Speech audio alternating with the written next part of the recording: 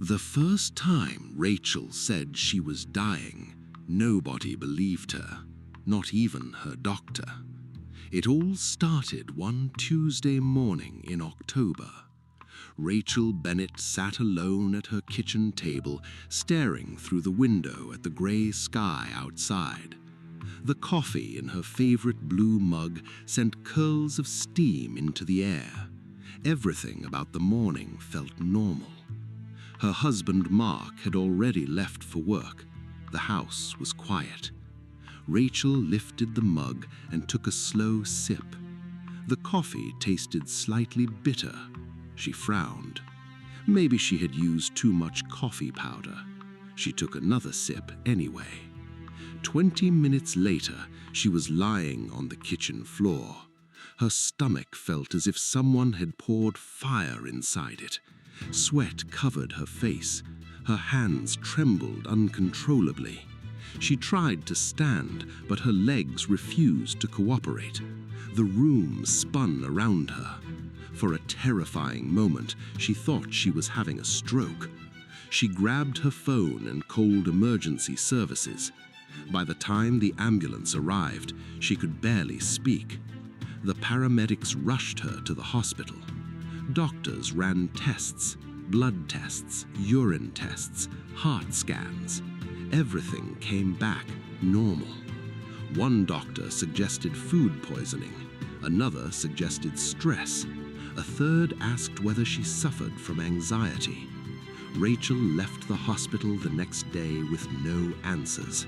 She returned home frustrated but relieved. Whatever had happened, surely it was over. She was wrong. 3 weeks later, it happened again. This time, the attack came during lunch.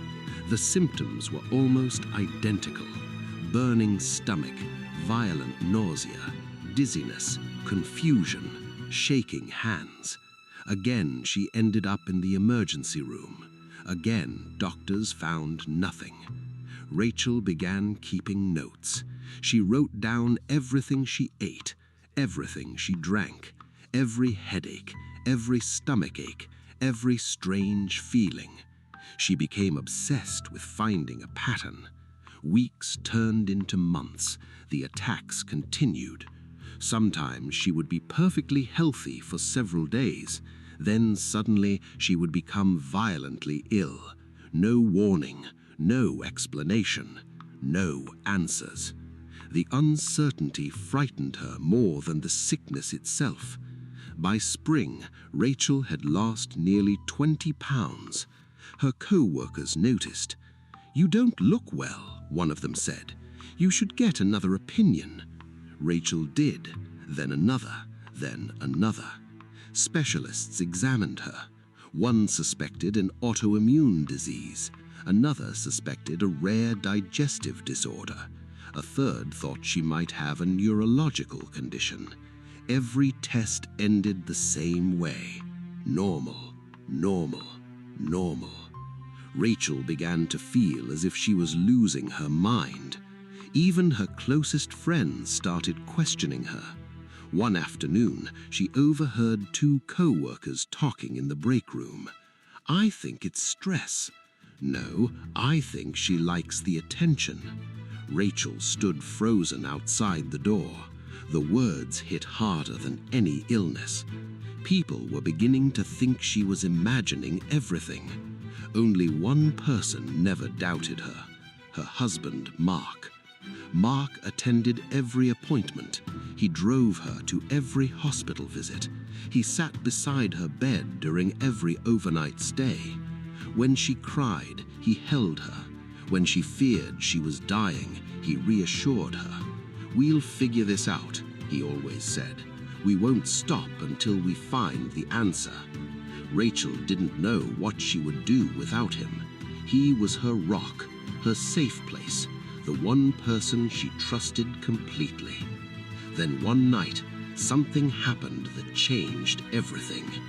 Rachel awoke at 2:17 a.m. The house was silent. She needed a glass of water. As she walked downstairs, she noticed a faint light coming from the kitchen. At first, she thought she had forgotten to turn it off, but when she entered the hallway, she stopped. Someone was standing in the kitchen. The figure appeared to be searching through a cabinet. Rachel's heart pounded. The person suddenly heard her footsteps. The figure turned. For a brief second, Rachel caught a glimpse of a face. Then the person rushed out the back door and disappeared into the darkness. Rachel ran to the door. Whoever it was had vanished. The police arrived 20 minutes later. They searched the property. Nothing appeared stolen, no signs of forced entry, no fingerprints, no clues. The officers suggested it may have been a trespasser, but Rachel wasn't convinced. Something felt wrong, very wrong. The next morning, while making breakfast, she noticed something unusual. One kitchen cabinet stood slightly open. It was the cabinet where she kept her coffee. Rachel stared at it. A cold feeling spread over her body. For reasons she could not explain, she suddenly remembered every attack, every hospital visit, every unexplained illness. And for the first time in 2 years, a terrifying possibility entered her mind. What if someone wasn't trying to rob her? What if someone was trying to hurt her? Rachel slowly looked at the coffee container sitting on the shelf. Then she reached for her phone, because after 2 years of mystery, she had finally found her first real clue, and she had no idea that the truth would be far more horrifying than anything she could imagine. Rachel could not stop staring at the coffee container. The cabinet door was still slightly open. The memory of the stranger in her kitchen replayed in her mind over and over. Who was that person? Why were they in her house? And why had they been standing near the cabinet where she kept her coffee? For almost 3 years, Rachel had searched for answers. Now, for the first time, she felt she might finally be close to one. She picked up the coffee container carefully. Nothing looked unusual. The lid was closed. The label was untouched. The coffee smelled normal. Yet she could not shake the feeling that something was wrong. That afternoon, she drove to the police station. The officer who met her listened patiently.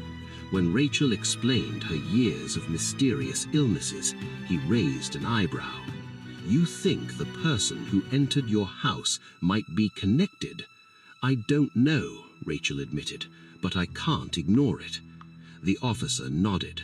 "Unfortunately, we don't have enough evidence to investigate that possibility." Rachel left feeling frustrated. She still had questions, too many questions. That evening, her husband Mark returned from work. He immediately noticed her expression. What happened?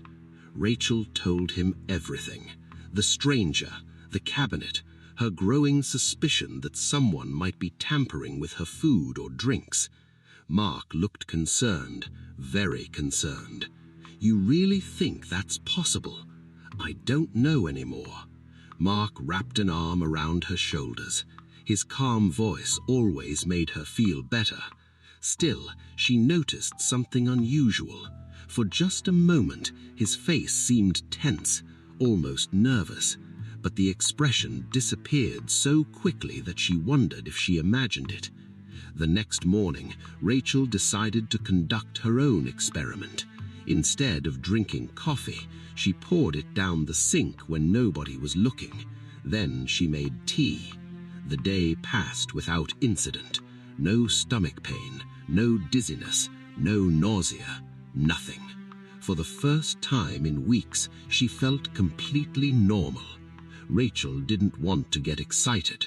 One good day proved nothing. The next morning, she repeated the experiment. Again, she skipped the coffee. Again, she felt fine. A third day passed. Still no symptoms. Rachel's heart began to race. Could it really be the coffee? She bought a brand new container from a different grocery store. The following morning, she prepared a fresh cup.